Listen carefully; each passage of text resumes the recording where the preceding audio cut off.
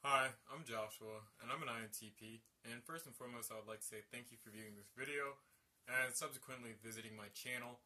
The topic of this video will be on existence, and it is not necessarily existentially based. Well, it is existentially based, but as you will hear, it is not the traditional school of thought of existentialism in which I will explicate here, but to really say what it is I think about what constitutes the nature of existence as it stands for organisms and human beings, that I will approach upon phenomenology more so than pure existential thought, insofar as the tenets of existentialism typically being that of thrownness, being the immediacy and the absurdity of one's existence, insofar as they've been flung into their environment and their specific time with the specific events, home structure, parents, life, body, mind, or lack thereof, any one of the varieties of these sorts of things in their normative manner or average manner.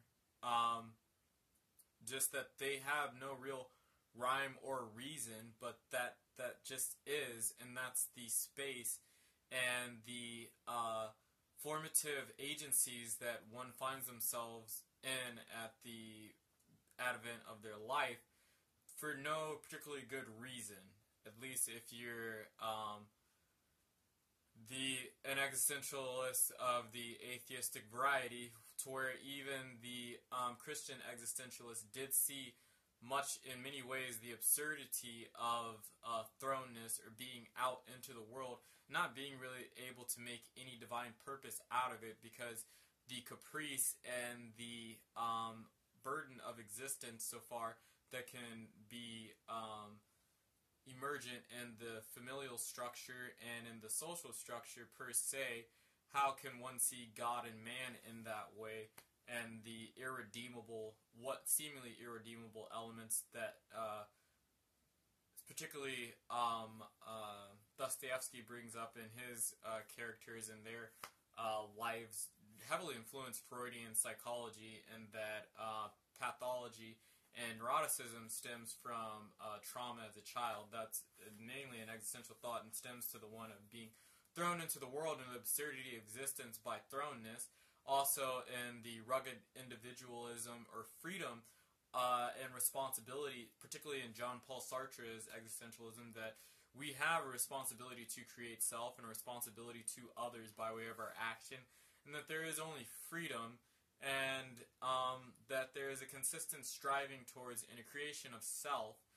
Those are the, I would say that those are the essential characteristics in existentialism as a philosophical movement, not really a philosophical system in of itself, because Nietzsche, many people attribute Dostoevsky and Nietzsche and Søren Kierkegaard as the fathers of existentialism there.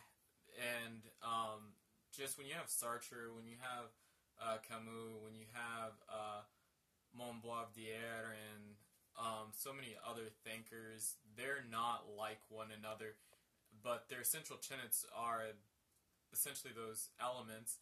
And that's not where I'm coming from, and my understanding and conception of existence as me having a materialistic vantage point is one heavily influenced by materialism. And it's not materialism to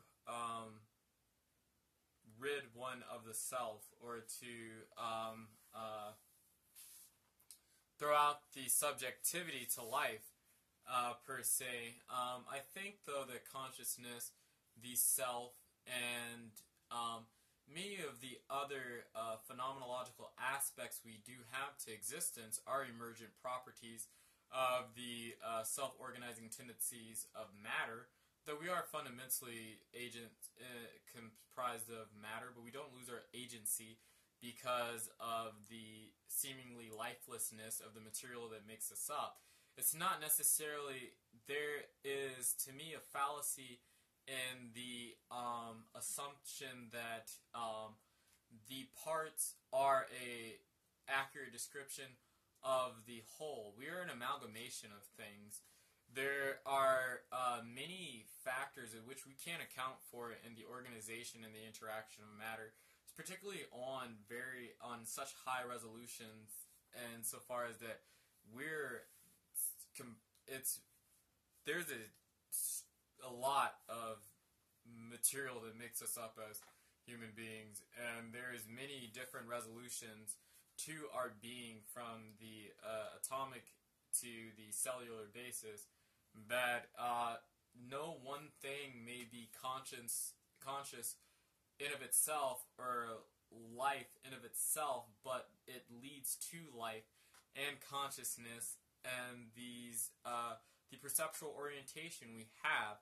At least that is the only logical argument I can think of, or the only logical way to think, because it does seem to me completely absurd to experience to say that there is no such thing as a self, because that there is no consciousness.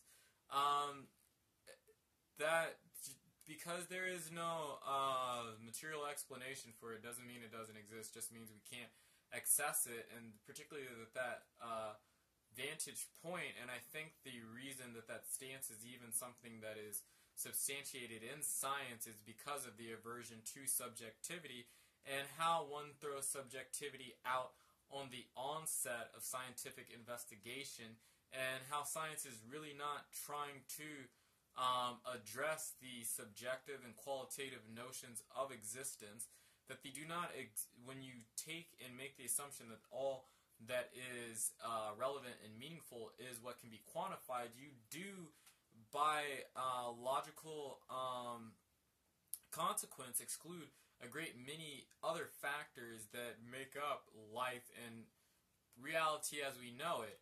And there is where I want to start in, as reality as we know it, and talking about existence.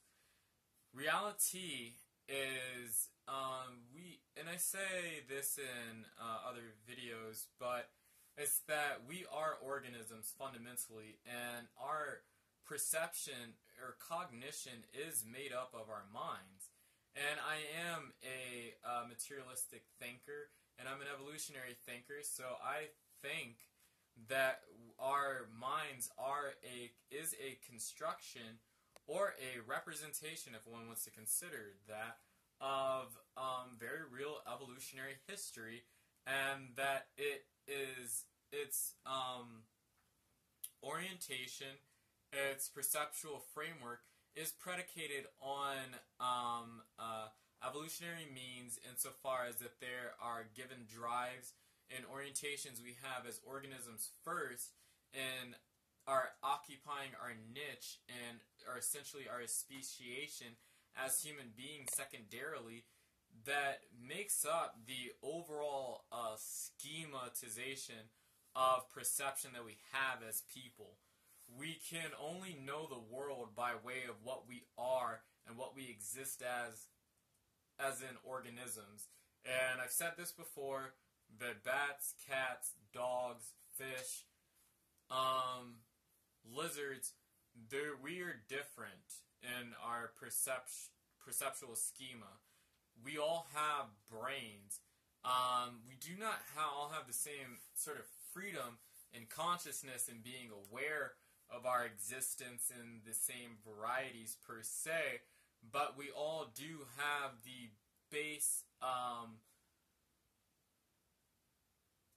components to our existence, insofar as we are dependent on receiving and differentiating information in the environment for our survival. It is necessary for, if we want to live, or if anything wants to live, to be responsive to its environment. That is why that is a key component, or necessary clause or criterion of something that is living, that exists. It's necessity. It's by way of necessity, and I have no other explanation for it than it being a universal and necessary component of existence to be responsive, and that is where the need and the dependency of the differentiation of the receiving and differentiation of information in the environment comes in the organism's existence and is the foundation and the basis for existence. I think that given that there is, in the evolutionary history, there is a very real fixed vantage point at which we can only come to and perceive the world by way of our speciations, by way of the species we are, we will understand and know the world the way that we do. Therefore, there is no real means of accessing the absolute reality that is. We very well may be able to approach metaphysical concepts that far extend from our immediate pattern of experience by way of our ability to abstract things and associate them in a very abstract and even abstruse manner at times. We have that ability, but it seems on one level of analyses that there are very real patterns that are in the universe and are in our bodies that we somehow mimic what's out in nature in some way, and we don't ever get away from it. So we cannot, and if we only pull the picture we have of the world, and we use our picture of the world to observe the world, but we're never firsthand observing the world, even though that we may have the impression or we think that we do. We are essentially in the predicament, and I don't know if it's a predicament. I don't think it's a pejorative thing. It depends on one's motivation, I suppose. I'm just one who wants to accept reality for whatever it is, because I think that that is the closest thing to objectivity that I will ever be able to attain or have. And there is the innate value in my psyche as an INTP to have objective truth, and I think this is the closest thing that gets to it per se. But we are in the situation where to exist is to be like at the bottom of a ship, where there is, as in a boat, you're in the bottom mast, and there is no way to get to the top of the deck to view the ship in respects to other things. Essentially, our minds and our perceptions are the bottom of the ship, and it's not this simplified, but this is the best thought experiment one can come up with. If you can't go to the top of the ship and there is no turbulence, essentially, would you be able to distinguish if the ship was moving at a constant velocity or if you're still and or harbored at port? And really, no one can. And the only way you would be able to tell the difference between moving at a constant velocity, though nothing is really going to do that in the real world, because there's waters and fluid dynamics that need to be accounted for insofar as drag and things. But there is very really, if you were traveling at a constant velocity per se, you would not be able to tell if you were moving or if you were still. The problem in this, in being able to determine if you're moving and if you're still, is that you cannot get outside of the system. And your perceptual schema is set up in such a way that you can't ever stop being an organism, and you can't ever stop being human. You can use the mechanism of doubt and skepticism insofar as holding your beliefs in doubt in some ways and being able to really get at what it is you think and then using that as a comparative measure towards other things. But you're still only dealing with the conceptual material that other people have come up with, and you have no way to really know if their minds are there, if you're there, or whatever is going on. you can't get out of the system and look at it in of itself. And if one thinks that they can, and this is kind of the problem with empiricism, that you are only creating more experience. You are only getting deeper and deeper into your own perceptual framework. You're not getting outside of it. We are getting very clever insofar as being able to use quantitative reasoning, technology, and other things to get outside of the limited vantage point we have as organisms and being able to perceive what is going on in the material world. But really, we can never know, and that's why there can never be complete certainty. But really, when it comes to our own perception, it can only be a comparative measure at best between other people's perception and our own. Really, we can't be sure. We just can't get outside and know what it really means to be human from the outside. That's just not something that we really can do. And our analyses and our biases, particularly of the existence of others, is always going to be colored by our own subjective experience and what it means for us to be human, our own perceptual vantage point and lens. We are all essentially tuned in to what it means to be human, but we're tuned in at different wavelengths in some respect. And this will consistently be the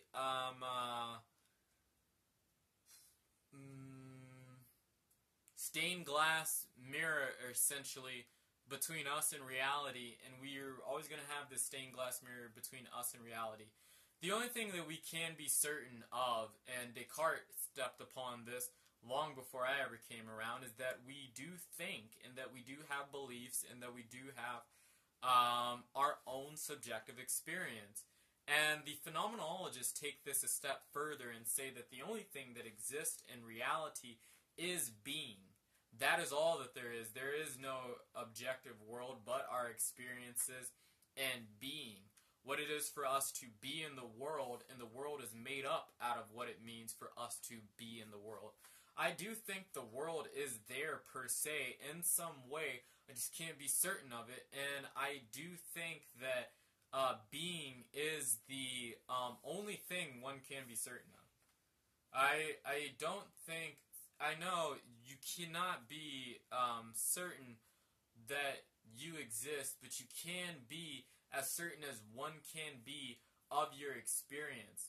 There is only, in a lot of ways, the subjective experience that one has. You can only kind of really know what you think and what you experience about something. And that has its limited scope, but that is the parameter, that is the landscape in which existence is in for any organism. And it is to be, which is the central factor in existence. Being constitutes existence if one wants a greater delineated statement of what I'm trying to communicate. You only can be.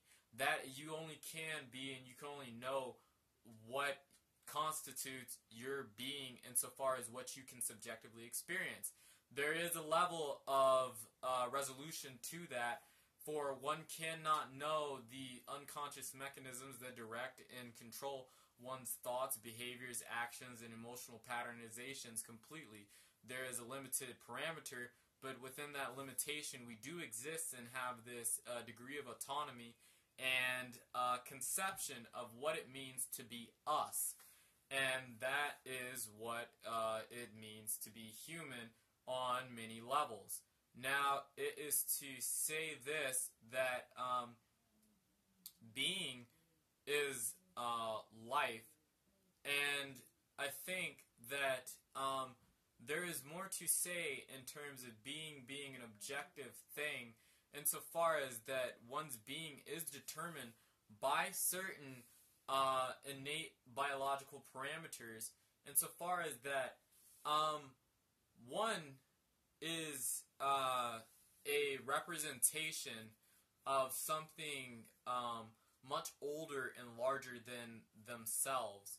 by way of evolutionary history, for us to be here and to be the organisms that we are right now is eons of a process, and that consciousness, or that cogitative capacity that we have, the things that we are and how we be, we are made manifest and emergent by way of the summations of these properties.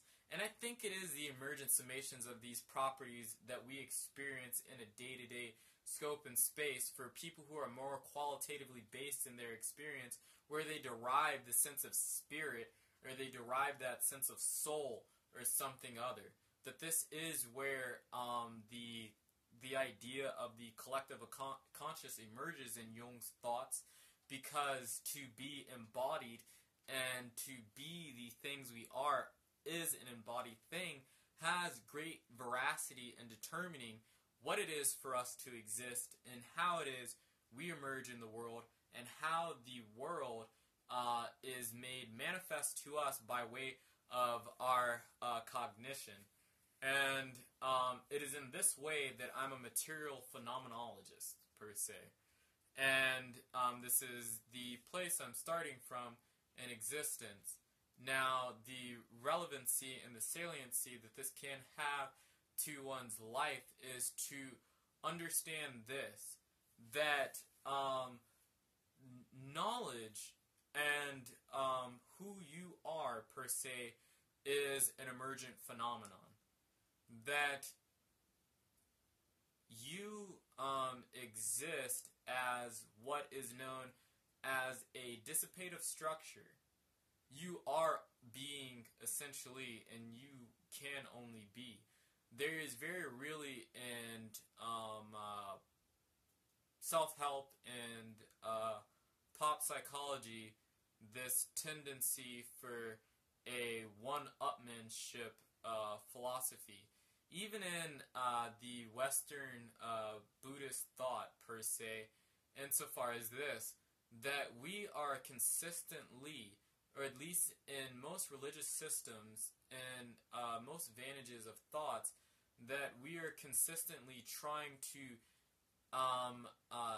gain some sort of advantage and dominion over ourselves, and advantage and dominion over ourselves and others.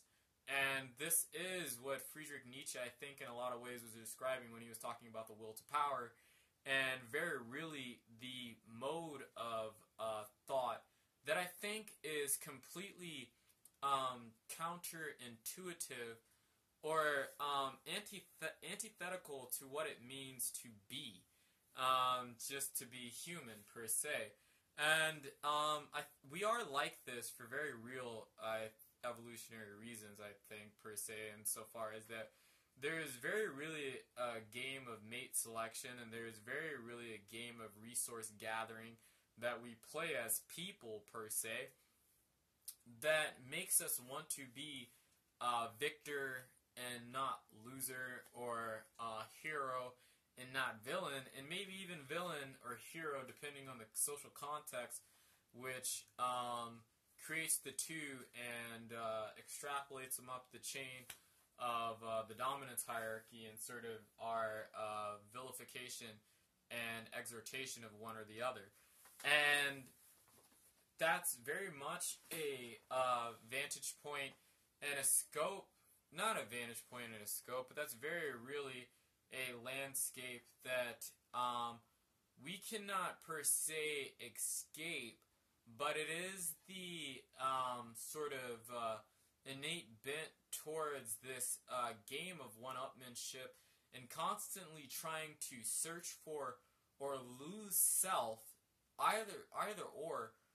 It's always a promotion of a self, or it's always the loss of self. The disavowal of self, or the affirmation.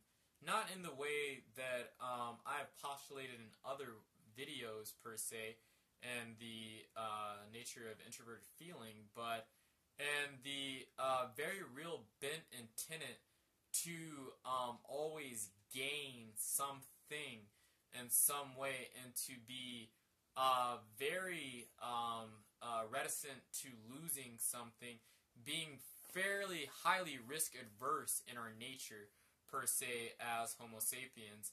And that seems to be something that is so indicative of what it means to be human. We are as evolutionary things, we are very bad at determining what makes us happy, sorry, there's ants running around. I gotta clean my room. But we're very bad at determining what makes us happy. We're very bad at determining necessarily what in the hell? God damn it.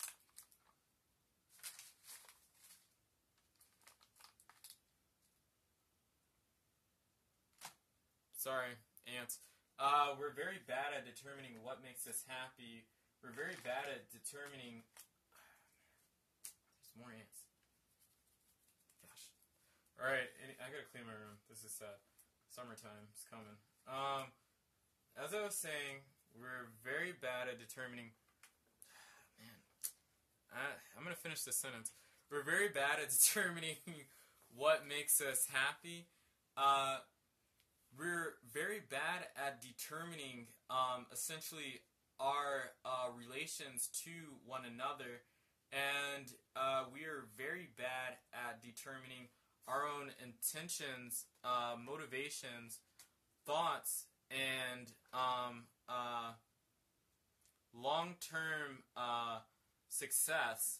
For example, we have a hard time distinguishing between these games to where one can say they'll give you $25 now, or they'll give you $5, or they'll give you $1 every 2 days for about 2 months. Which one will you take? Most people, we have a very strong tendency towards being myopic. They take the immediacy, and we like the immediate gain. We have a very difficult time taking a step back and truly having the equanimous perspective we can have on our nature and ourselves. And we have a very rough time at being empathic, not only towards others, but I think of our own human nature insofar as this. I think that very really in some tenets of rationality and analytical thought, there is a misanthropy and a hate for what it means to be human. Insofar as this, whoever said man was the rational animal, it was Aristotle. Well, it said Aristotle, that wasn't Aristotle. Aristotle said that man should strive towards rationality as it is the highest good.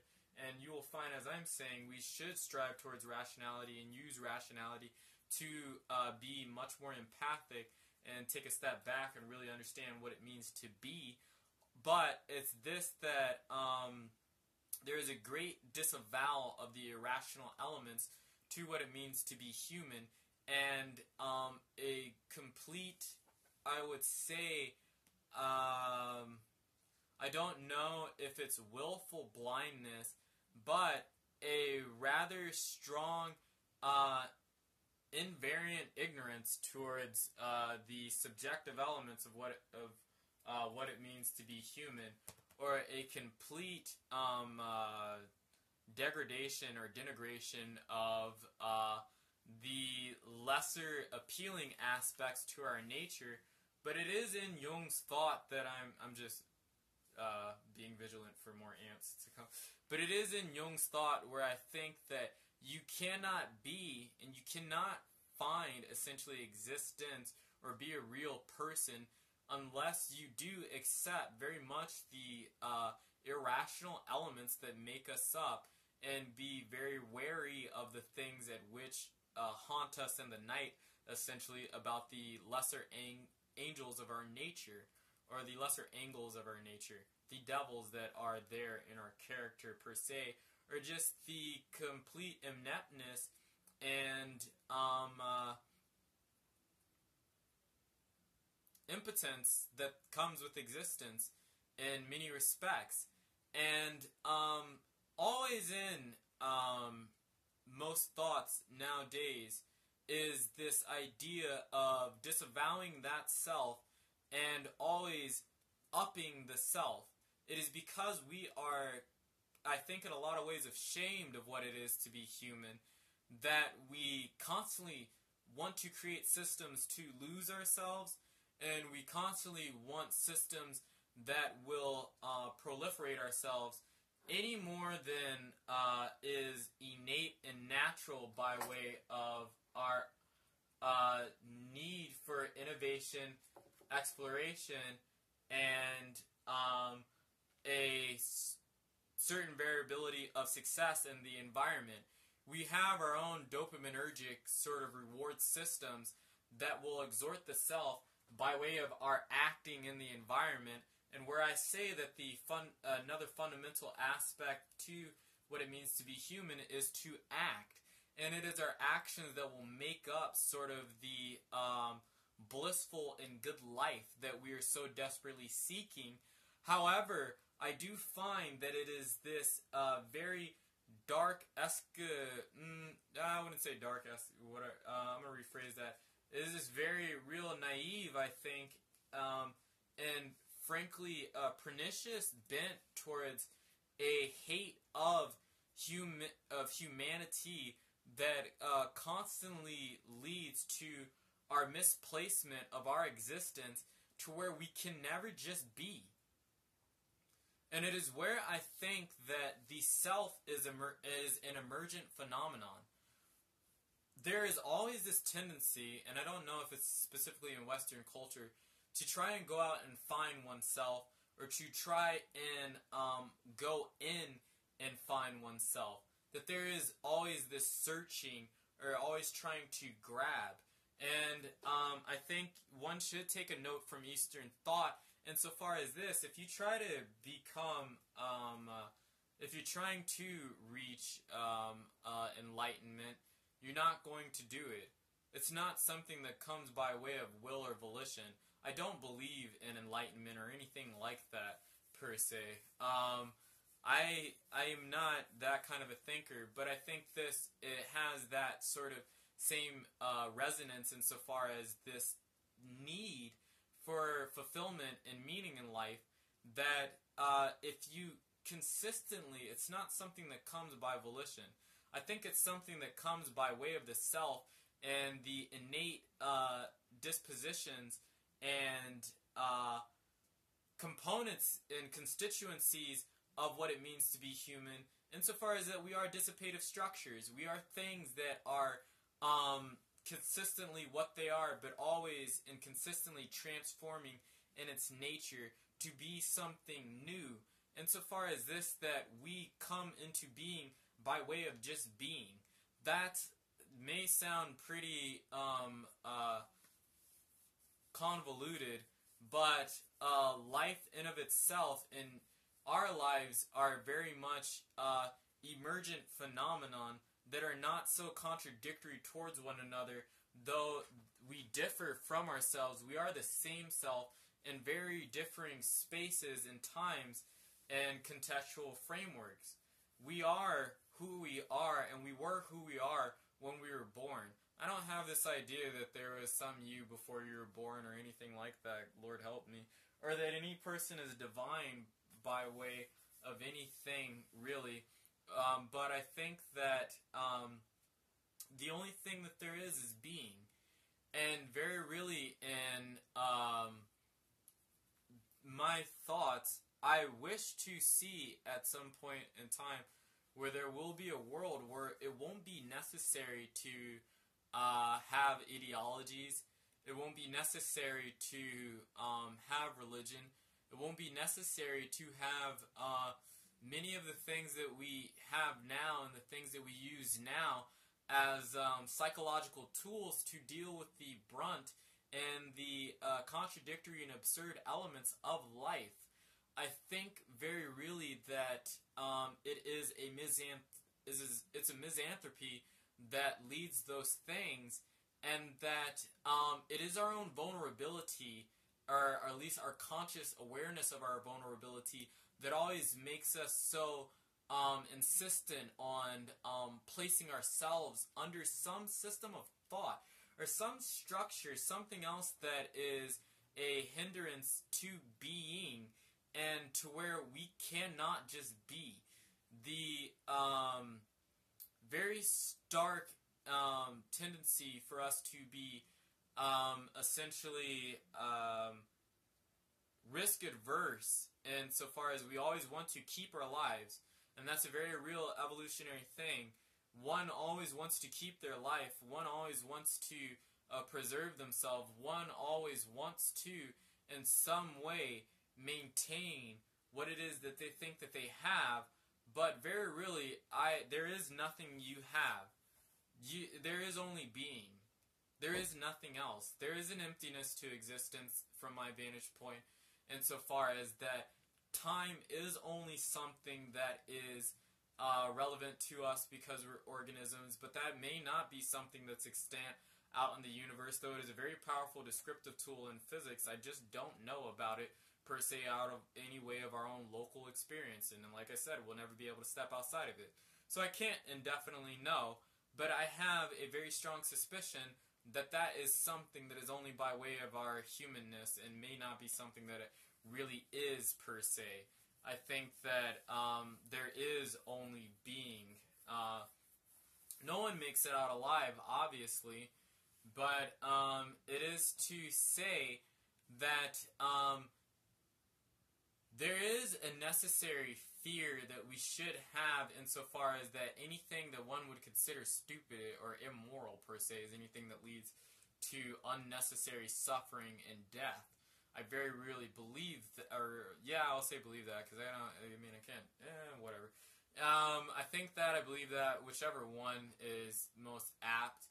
I would say belief. I lean towards belief. I can justify it with certain arguments, but depends on what vantage point one accepts justification from.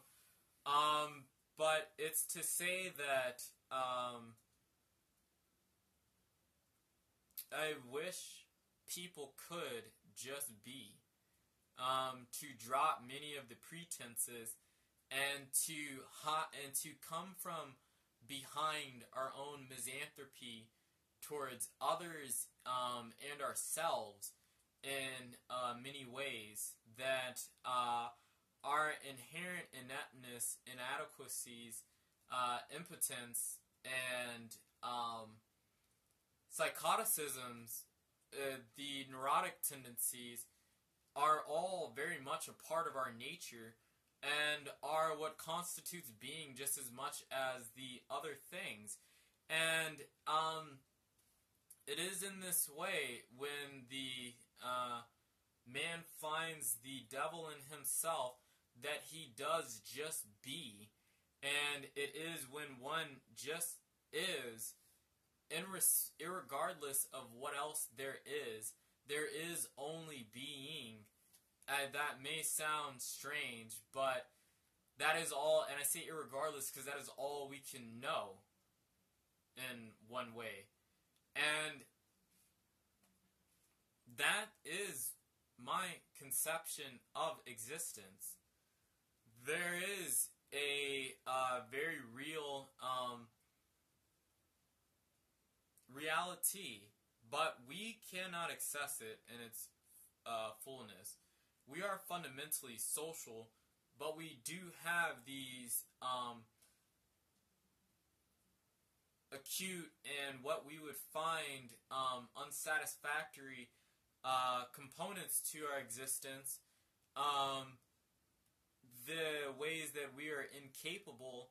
It seems almost to me in a lot of ways that technology and the push for the technological revolution sometimes is a hate for what it means to be human, and I don't like that per se, but I want, if I ever have any desire that is outside of myself, and insofar as seeing the world changed in some way, is to see the ideological notions to disappear, the religious systems to disappear, where people will finally have true autonomy and freedom to just be. And the world would look, I think, so different from this, in this vantage point. And again, that is one of the few ethical and moral standpoints that I have. So that's my video on existence, and hopefully you at least found it interesting. Thank you for watching.